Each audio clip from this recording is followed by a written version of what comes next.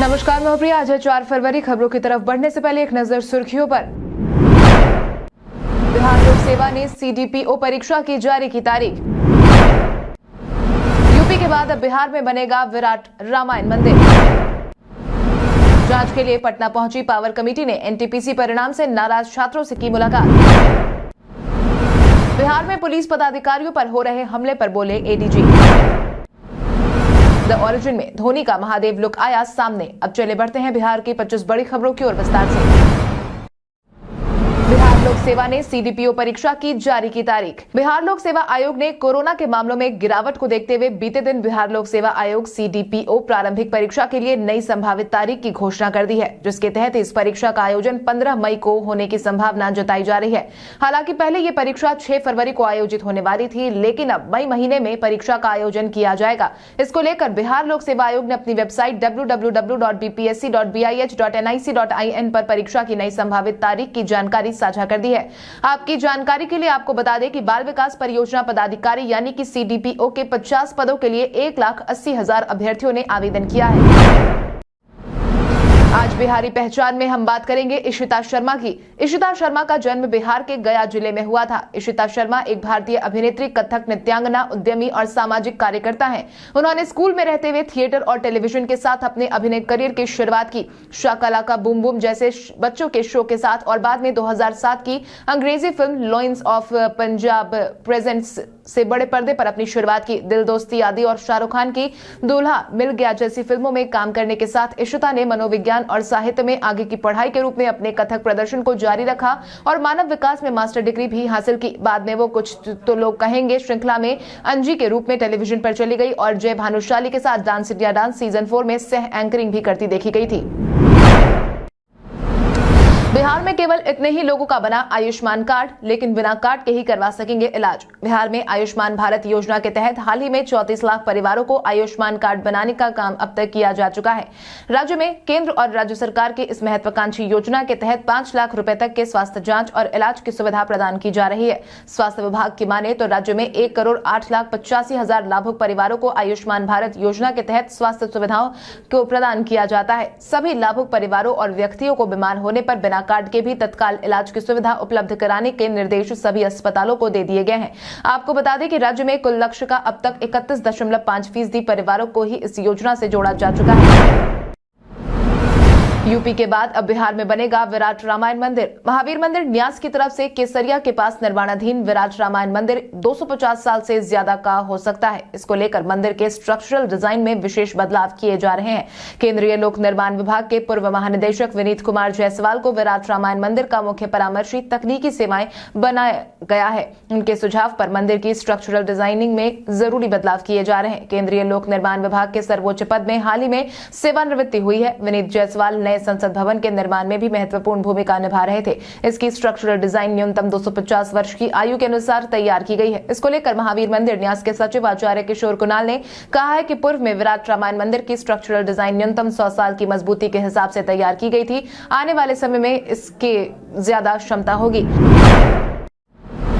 नीतीश ने की शिक्षा विभाग के साथ समीक्षा बैठक। बीते दिन मुख्यमंत्री नीतीश कुमार ने अपने एक अणे मार्ग स्थित संकल्प में शिक्षा विभाग की समीक्षा बैठक बुलाई थी। बैठक में शिक्षा मंत्री भी पहुंचे थे, जिसके साथ ही इस बैठक के बाद मुख्यमंत्री नीतीश कुमार ने सोशल मीडिया के माध्यम से कहा कि 2006 के बाद से राज्य में शिक्षा के क्षेत्र में बहुत कार्य किए गए हैं। बड़ी संख्या में विद्यालय शिक्षा समितियों के माध्यम से विद्यालयों का निर्माण भी करवाया गया है। बड़े पैमाने पर शिक्षकों की नियुक्ति की गई है। अब सभी पंचायतों में उच्च माध्यमिक विद्यालयों की स्थापना की गई। इससे छात्र छात्राओं को अपने पंचायत में ही उच्च माध्यमिक स्तर तक की शिक्षा मिल सकेगी। राज्य में अब मैट्रिक की परीक्षा में छात्राओं की संख्या छात्रों से ज्यादा हो गई है। बिहार में अभी ठंड से राहत नहीं, कई जिलों में बारिश के आसार। बिहार में अभी ठंड की मार देखने को मिलने ही वाली है, क्योंकि पटना समेत कई जिलों में बारिश को लेकर अलर्ट जारी किया गया है। मौसम विज्ञान केंद्र पटना की माने तो बारिश को लेकर कई जिलों में येलो अलर्ट जारी कर दिया गया है, जिसके तहत ही आज भी पटना समेत कई जिलों में मेघ गर्जन और बिजली चमकने के साथ मध्यम बारिश के आसार जताए गए हैं। वहीं 4 फरवरी की ही बात करें तो जमुई, मुंगेर, बांका, कटिहार समेत अन्य जिलों में गर्जन के साथ भारी बारिश होने की संभावना जताई गई है। भारत मौसम विभाग के पूर्वानुमान के मुताबिक बिहार में 3 और 4 फरवरी को निचले क्षोभ मंडल स्तरों पर पश्चिमी हवाओं और पूर्वैया के बीच संगम के कारण बिहार और झारखंड समेत अन्य राज्यों में अलग अलग जगह ओलावृष्टि के साथ मध्यम बारिश होने की संभावना पहले ही जता दी गई थी। बिहार और उत्तर प्रदेश से गुजरने वाली कई ट्रेनें हो गई रद्द। यात्रीगण कृपया ध्यान दें। पूर्व मध्य रेल के मुख्य जनसंपर्क अधिकारी राजेश कुमार की माने तो पूर्व मध्य रेलवे की रद्द की गई ट्रेनों में Prayagraj junction, Pandit Deendayal Upadhyay junction, Prayagraj junction MEMU 17 से 28 तक, अजमेर राजेंद्र नगर टर्मिनल एक्सप्रेस 11, 18 और 25 फरवरी को, राजेंद्र नगर टर्मिनल अजमेर एक्सप्रेस 9, 16 और 23 फरवरी को, आनंद विहार टर्मिनल भुवनेश्वर एक्सप्रेस 7, 14, 21 और 28 फरवरी को, भुवनेश्वर आनंद विहार टर्मिनल एक्सप्रेस 5, 12, 19 और 26 फरवरी को, अहमदाबाद पटना क्लोन स्पेशल 23 फरवरी को, पटना अहमदाबाद क्लोन स्पेशल 25 को, Bangalore city Danapur clone special 21 को, Bangalore city Danapur clone special 21 फरवरी को रद्द किया गया है। पूर्व मध्य रेलवे के अनुसार उत्तर मध्य रेलवे के नैनी और प्रयागराज शिवकी के मध्य तिहरी लाइन की कमिश्निंग हेतु प्रयागराज शिवकी स्टेशन पर नॉन इंटरलॉकिंग का काम किया जाना है। भारत सरकार टेक्सटाइल ने निकाली रिक्तियां। भारत सरकार textile security printing and mining corporation of India limited ने सचिवालय सहायक उत्कीर्णन कनिष्ठ बुलियन सहायक कनिष्ठ टेक्नीशियन के कुल मिलाकर 15 पद पर आवेदन की मांग की है। इन पदों के लिए शैक्षणिक योग्यता की बात करें तो अभ्यर्थियों के पास matric, ITI, electronics fitter, turner, goldsmith, रत्न और आभूषण में डिप्लोमा या अंग्रेजी और हिंदी में टाइपिंग और शॉर्ट हैंड के अच्छे ज्ञान के साथ स्नातक या ललित कला में स्नातक या समकक्ष डिग्री होना चाहिए। इच्छुक और योग्य उम्मीदवार अंतिम तारीख 1 मार्च 2022 तक आधिकारिक वेबसाइट igmmumbai.spmcil.com पर जाकर आवेदन भर सकते हैं। इसके साथ ही आप इन पदों से जुड़ी तमाम जानकारी नीचे डिस्क्रिप्शन बॉक्स में दिए गए URL से जाकर ले सकते हैं। डीएलएड अभ्यर्थियों का पैसा वापस करेगा बिहार बोर्ड। बिहार के सभी डीएलएड अभ्यर्थियों के लिए अहम सूचना। बिहार बोर्ड डीएलएड संयुक्त प्रवेश परीक्षा 2020 के आवेदकों का परीक्षा शुल्क वापस करने जा रहा है। ऐसा हम इसीलिए कह रहे हैं क्योंकि इसके लिए बोर्ड ने सभी अभ्यर्थियों से उनका विवरण मांगा है, जिसके बाद ही अब सभी अभ्यर्थियों को 18 फरवरी तक अपना पूरा विवरण उनके बैंक खाते के साथ बोर्ड वेबसाइट पर अपलोड करना है। मीडिया में चल रही खबरों के अनुसार विवरण अपलोड होने के बाद ही बोर्ड द्वारा आवेदन शुल्क वापस किया जाएगा। हालांकि बोर्ड की माने तो निर्धारित तारीख के बाद किसी भी माध्यम से परीक्षा शुल्क पर आवेदन देने पर समिति द्वारा विचार नहीं किया जाएगा। जांच के लिए पटना पहुंची पावर कमेटी ने एनटीपीसी परिणाम से नाराज छात्रों से की मुलाकात। रेलवे आरआरबी एनटीपीसी की परीक्षा में गड़बड़ी का मामला हाल ही में सामने आया था, जिसको लेकर ही छात्रों का गुस्सा भी 7वें आसमान पर देखने को मिला था, जिसकी जांच करने ही बीते दिनों रेलवे भर्ती बोर्ड की हाई पावर कमेटी पटना पहुंची थी, जिसके बाद बीते दिन कमेटी ने छात्रों से मुलाकात की। इस उच्चाधिकार समिति में अध्यक्ष के रूप में रेलवे बोर्ड में कार्यरत प्रधान कार्यकारी निदेशक दीपक पीटर, सदस्य सचिव के रूप में रेलवे बोर्ड में कार्यरत कार्यकारी निदेशक स्थापना राजीव गांधी, जबकि सदस्य के रूप में 3 लोगों को नामित किया गया है। इसमें पश्चिम रेलवे के मुख्य कार्मिक अधिकारी आदित्य कुमार, रेलवे भर्ती बोर्ड चेन्नई के अध्यक्ष जगदीश अलगर और रेलवे भर्ती बोर्ड भोपाल के अध्यक्ष मुकेश कुमार गुप्ता का नाम शामिल है। जिसके बाद ही छात्रों से उनकी परेशानी से सभी अधिकारी अवगत हुए। देश रत्न डॉक्टर राजेंद्र प्रसाद के स्मारकों की दुर्दशा पर चिंतित दिखा हाईकोर्ट। भारत के पूर्व राष्ट्रपति डॉक्टर राजेंद्र प्रसाद के पैतृक घर समेत उनसे संबंधित अन्य स्मारकों की बदहाली को लेकर बीते कई दिनों से पटना हाईकोर्ट राज्य से लेकर केंद्र सरकार से जवाब मांग रही है। इसी को लेकर पटना हाईकोर्ट ने बीते दिन एक बार फिर से सुनवाई की। इस दौरान चीफ जस्टिस संजय करोल की खंडपीठ ने अधिवक्ता विकास कुमार की जनहित याचिका पर सुनवाई करते हुए पटना और सिवान के डीएम को दिशा निर्देश जारी कर दिया है। इसी दौरान पटना के डीएम और नगर आयुक्त और याचिकाकर्ता अधिवक्ता विकास कुमार, सरकारी अधिवक्ता और बिहार विद्यापीठ के वकील श्यामा सिंह को डॉक्टर राजेंद्र प्रसाद से जुड़े स्मारक यानी कि पटना स्थित बांसघाट पार्क और सदाकत आश्रम की बदहाल स्थिति के निरीक्षण करने का निर्देश दिया गया है। इसके साथ ही परिवार के सदस्यों से भी संपर्क साधने का आदेश दिया गया है। का लैंडलाइन मिला खराब तो नपेंगे थानाध्यक्ष। बिहार के सभी थानों में लैंडलाइन की सुविधा दी गई है, लेकिन ऐसी कई शिकायतें अब तक सामने आ चुकी है, जिसमें यह कहा गया है कि बिहार के कई थानों में लैंडलाइन फोन खराब है। लेकिन अब फोन खराब होने का खामियाजा सभी थानाध्यक्षों को ही झेलना पड़ेगा। इस बाबत पुलिस मुख्यालय के एडीजी जितेंद्र सिंह गंगवार ने कहा है कि सभी थानों में हर हाल में लैंडलाइन फोन चालू रखना है। अगर किसी थाने में ये काम नहीं हुआ तो संबंधित थानाध्यक्ष पर कार्रवाई की जाएगी। सभी जिलों के एसपी को भी कहा गया है कि वो निरंतर लैंडलाइन पर फोन करके थानाध्यक्ष से केस की समीक्षा को लेकर बात करते रहे, ताकि अलर्ट मोड पर काम होता रहे और लोगों की शिकायत फोन पर आने पर तुरंत समुचित रिस्पांस लिया जा सके। बिहार के पूर्व मुख्य सचिव अंजनी कुमार सिंह को मिली बड़ी जिम्मेदारी।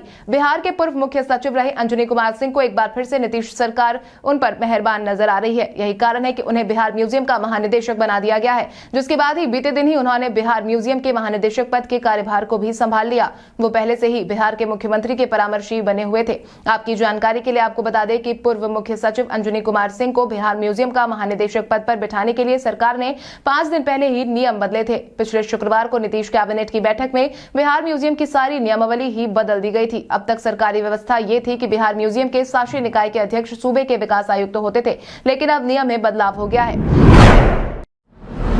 बिहार के इस जिले में अब मोबाइल ऐप के जरिए दर्ज होगा भूमि विवाद। बिहार में जमीन से जुड़े मामलों के कारण ही अपराध के मामलों में लगातार बढ़ोतरी देखने को मिलती है। ऐसे में अब बिहार सरकार लगातार जमीन से जुड़े मामलों को निपटाने की बात कहती रही है। ऐसे में ही बिहार के 18 जिलों में जमीन सर्वे का काम जारी है, जिसमें ये पता चल पाएगा कि प्लॉट का मालिक कौन है और उस प्लॉट का माप कितना है। हालांकि बिहार सरकार सरकारी जमीन की माप को लेकर नए नए तकनीक का इस्तेमाल भी करना चाह रही है, जिससे ही यह काम और भी आसान हो सके। बिहार के नवादा जिले में भूमि विवाद मामले के निपटारे के लिए सभी अंचलों की पंचायतों में निश्चित तारीख निश्चित कैंप लगाकर लोगों की शिकायत दर्ज हो रही है। बता दें कि बिहार में ये पहली बार किया जा रहा है। नवादा में भूमि विवाद को निपटाने के लिए पायलट प्रोजेक्ट के तहत इसे चलाया जा रहा है। प्रथम चरण में ये प्रोजेक्ट 24 जनवरी 2022 से 22 फरवरी 2022 तक चलाया जाएगा। बिहार में पुलिस पदाधिकारी पर हो रहे हमले पर बोले एडीजी। बिहार में कानून व्यवस्था बनाए रखने की जिम्मेदारी सबसे पहले पुलिस कर्मियों की ही होती है, लेकिन कई बार ऐसी घटनाएं सामने आई है जिसमें पुलिस पदाधिकारी ही लोगों के हत्थे चढ़ गए हैं। बीते कुछ समय से पुलिस पदाधिकारियों पर ही हमलों की वारदात भी बढ़ गई है, जिसको लेकर प्रशासन भी परेशान है। वहीं इस मुद्दे को लेकर अब ADG law and order Sanjay Singh ने अपना बयान जारी किया है, जिसके तहत उन्होंने कहा कि पिछले कुछ दिनों से बिहार में लगातार पुलिस पदाधिकारी और पुलिसकर्मियों पर जानलेवा हमला हो रहा है। साथ ही साथ ये हाल ही में औरंगाबाद जिले के दाऊदनगर थाना में पदस्थापित एसआई वीरेंद्र पासवान पर भी ऐसा ही कुछ देखने को मिला। बिहार पुलिस मुख्यालय ने इस घटना को बेहद गंभीरता से लिया है और पर्याप्त कार्रवाई की जा रही है। कांवड़ झील को राष्ट्रीय पहचान देने की उठी मांग। बीते दिन विश्व प्रसिद्ध रामसर साइट कांवड़ झील पक्षी विहार के विकास को लेकर के राज्यसभा सांसद राकेश सिन्हा ने सदन में फिर से आवाज उठाई है। उन्होंने शून्यकाल के दौरान रामसर साइट से जुड़े मुद्दे को उठाया। आपकी जानकारी के लिए आपको बता दें कि अंतर्राष्ट्रीय स्तर का मीठे पानी का झील जो विश्व स्तरीय रामसर साइट में शामिल है, इस जैव विविधता वाले कांवड़ क्षेत्र को राष्ट्रीय स्तर के पर्यटक केंद्र के रूप में विकसित करने को लेकर चौथी बार सदन में शून्यकाल में प्रश्न राकेश सिन्हा के द्वारा उठाया गया, जहां उन्होंने कहा कि किसान, मछुआरे और अन्य हितधारक का ध्यान रखा जाए। राज्य सरकार और जिला प्रशासन मिलकर किसानों की समस्या को सुलझाने का काम करे, साथ ही इस झील को राष्ट्रीय पहचान भी मिले। बिहार में अप्रैल में लागू हो सकती है बिजली की नई दरें। यह साल बिजली बिल के लिहाज से काफी महंगा साबित हो सकता है, क्योंकि उम्मीद है कि बिहार में अप्रैल महीने से बिजली की नई दरों को लागू कर दिया जाएगा। हालांकि अभी इस पर अंतिम निर्णय आना बाकी है, क्योंकि वर्तमान समय में बिहार विद्युत विनियामक आयोग की तरफ से ये सुनवाई की जा रही है। कोरोना को ध्यान में रखते हुए आयोग की तरफ से सुनवाई को ऑनलाइन किया जा रहा है। 3, 8 और 15 फरवरी को आयोग की तरफ से सुनवाई की जाएगी। इसके आधार पर आयोग ने बिहार में बिजली की नई दरों की घोषणा करने की बात कही है। जल्द ही north power distribution limited company की और फिर उसके बाद 15 फरवरी को south Bihar power distribution limited company और 8 फरवरी को power transmission company, Bihar grid company और SLDC से जुड़े लोग जन सुनवाई में हिस्सा ले सकते हैं। उम्मीद है कि आयोग की मंजूरी मिलने के बाद अप्रैल महीने से बढ़ी हुई दरों को लागू किया जाएगा। बिहार में अस्पतालों में हो रही मौत का पता लगाएगी ऑडिट टीम। कोरोना की तीसरी लहर बिहार में देखने को मिल रही है। हालांकि इस लहर में अब तक कितने लोगों की जान गई है और लोगों की जान जाने की वजह क्या है, इसका पता स्वास्थ्य विभाग लगाने वाली है। केंद्रीय स्वास्थ्य मंत्रालय ने इसके लिए देश के सभी राज्यों को ऑडिट करने का निर्देश जारी किया है। बिहार स्वास्थ्य विभाग ने इस दिशा में काम करना शुरू कर दिया है। PMCH, IJMS, NMCH और पटना एम्स के अलावा निजी अस्पतालों में कोविड-19 से जान गंवाने के लिए ऑडिट समिति का गठन होगा। यही नहीं, कोविड मरीजों का इलाज कर रहे अस्पतालों को भी कोरोना से हो रही मौत की जानकारी देनी होगी। इसके लिए अलग से एक नोडल अधिकारी तैनात करने को कहा गया है। पटना में मार्च तक 7 और CNG स्टेशन होंगे चालू। बिहार में CNG स्टेशनों को लेकर एक बार फिर से अपडेट जारी किया गया है, जिसमें यह बताया जा रहा है कि आने वाले दिनों में पटना में CNG स्टेशनों की संख्या में बढ़ोतरी की जाएगी। ऐसे में यह बताया जा रहा है कि गेट इंडिया फरवरी के अंत तक 5 और मार्च में 2 नए CNG स्टेशन शुरू करने की तैयारी में जुटी हुई है। बता दें कि कुछ तकनीकी काम बाकी है। इस तरह मार्च तक पटना जिले में 20 CNG स्टेशन होने की संभावना है। जिला प्रशासन ने CNG स्टेशन को लेकर दानापुर इलाके में जगह को चिन्हित भी कर लिया है। हालांकि अभी तक जमीन हस्तांतरित नहीं किया किया गया, जिसके कारण प्रोजेक्ट में देरी हो रही है। ऐसे में बसों को सीएनजी भरवाने के लिए इधर उधर भटकना पड़ रहा है। पटना में 17,000 से अधिक सीएनजी ऑटो रिक्शा चल रहा है। साथ ही 70 सिटी बसों का संचालन भी किया जा रहा है। तेज प्रताप ने किया दावा, 4 दिन बाद राजद का दामन थामेंगे ये बड़े चेहरे। बिहार में दल बदल की राजनीति आम बात है। आए दिन कई दल के बड़े चेहरे एक दूसरे के दल में शामिल होते रहते हैं। इन सब के बीच राजद नेता तेज प्रताप यादव ने बीते दिन बड़ा दावा किया है, जिसके तहत बीते दिन एनडीए में मुकेश सहनी की नाराजगी पर उन्होंने कहा कि उनसे मेरी बात लगातार हो रही है। मुकेश सहनी मेरे छोटे भाई हैं। मुकेश सहनी राजद के साथ आएंगे। उन्होंने कहा कि जीतन राम मांझी, उपेंद्र कुशवाहा भी साथ में आएंगे। 4 दिन का इंतजार है। 4 दिन बाद सभी राजद के साथ आएंगे। हालांकि तेज प्रताप के इस बयान के बाद आगे राजनीतिक गलियारे में कैसी प्रतिक्रियाएं आती है, कैसी नहीं, ये तो आने वाले समय में ही पता चलेगा। उत्तर प्रदेश में इन मुद्दों पर जदयू मांगेगी वोट। कुछ ही दिनों में उत्तर प्रदेश में चुनावी बिगुल बजने वाला है। हालांकि उससे पहले ही सभी राजनीतिक दलों ने अपनी अपनी तैयारियां तेज कर दी है। जदयू भी चुनाव में अपनी किस्मत आजमाने के लिए पूरी तैयारी के साथ नजर आ रही है। यही कारण है कि आगामी चुनाव में जदयू किन किन मुद्दों पर वोट मांगेगी, इसकी जानकारी बीते दिन साझा की गई। जदयू के संसदीय दल के अध्यक्ष उपेंद्र कुशवाहा की माने तो जदयू उत्तर प्रदेश में विकास के नीतीश मॉडल के नाम पर जनता से वोट मांगेंगे। साथ ही शराबबंदी का मुद्दा भी उत्तर प्रदेश में प्रमुखता से उठेगा। नीतीश कुमार ने बिहार में जो विकास का मॉडल तैयार किया, उसकी चर्चा देश भर में होती है। इसलिए जदयू ने तय किया है कि नीतीश कुमार के विकास मॉडल को उत्तर प्रदेश विधानसभा चुनाव में जदयू चुनावी मुद्दा बनाकर जनता से वोट मांगेगा। पटना पहुंचते ही नीतीश सरकार पर जमकर बरसे तेजस्वी। लंबे समय बाद पटना लौटे तेजस्वी यादव ने बीते दिन पटना पहुंचते ही सीएम नीतीश पर आरोपों की बौछार कर दी, जिसके तहत ही उन्होंने बीते दिन पटना एयरपोर्ट पर पहुंचते ही बिहार को विशेष राज्य का दर्जा की मांग को लेकर सीएम नीतीश कुमार पर जमकर भड़ास निकाला। इसको लेकर उन्होंने कहा कि बिहार को विशेष राज्य के दर्जे की मांग हम लोग शुरू से ही करते रहे। उन्होंने कहा कि जब राबड़ी देवी बिहार की मुख्यमंत्री थी, तब से हम लोग विशेष राज्य के दर्जे की मांग कर रहे हैं। अब ये लोग किससे विशेष राज्य का दर्जा मांग रहे हैं? विशेष राज्य का दर्जा देगा कौन? पहले ये बताना चाहिए, ये देने वाला कौन है? उन्होंने कहा कि अमेरिका के राष्ट्रपति दर्जा नहीं देंगे, खुद सरकार में भागीदार हैं, तो किससे मांग रहे हैं? इसके साथ ही उन्होंने पटना के बालिका गृह कांड को भी काफी निंदनीय बताया है। के इतिहास में आज की तारीख कई कारणों से दर्ज। शाहजहां को आगरा का सम्राट 1628 में आज के दिन घोषित किया गया। लोकमान्य तिलक के संपादन में दैनिक समाचार पत्र केसरी का पहला अंक 1881 में आया था। 4 फरवरी 1920 को लंदन और दक्षिण अफ्रीका के बीच पहले विमान सेवा की शुरुआत हुई। भारत के स्वतंत्रता आंदोलन समय हुआ चौरी चौरा कांड 1922 को हुआ। महात्मा गांधी को खराब स्वास्थ्य के कारण 1924 में बिना किसी शर्त के मुंबई जेल से छोड़ दिया गया। आरएसएस ने 1948 में रिजर्व बैंक की राष्ट्रीयता पर बैन लगा दिया था। भारत पाकिस्तान के बीच 1953 में कश्मीर के मुद्दे पर पहली बार बात हुई थी। 1938 में देश के मशहूर कथक कलाकार बिरजू महाराज का जन्म आज के दिन हुआ था। 1974 में भारतीय फिल्म अभिनेत्री उर्मिला मातोंडकर का जन्म हुआ था। 1934 में भारत के देशभक्त मधुसूदन दास का निधन हुआ था। आज के दिन को विश्व कैंसर दिवस, चौरी चौरा दिवस के रूप में मनाया जाता है।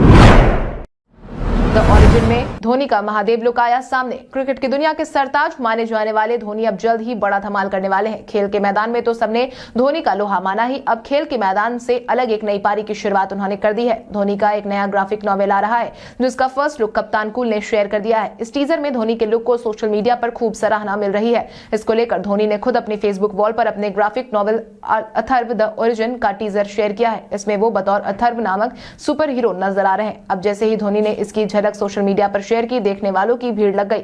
माही का नया अवतार देखकर उनके फैंस के चेहरे पर मुस्कान लौट आई है और वो इसे जमकर लाइक भी कर रहे हैं। फैंस अब बस इस नॉवेल के रिलीज होने का इंतजार कर रहे हैं।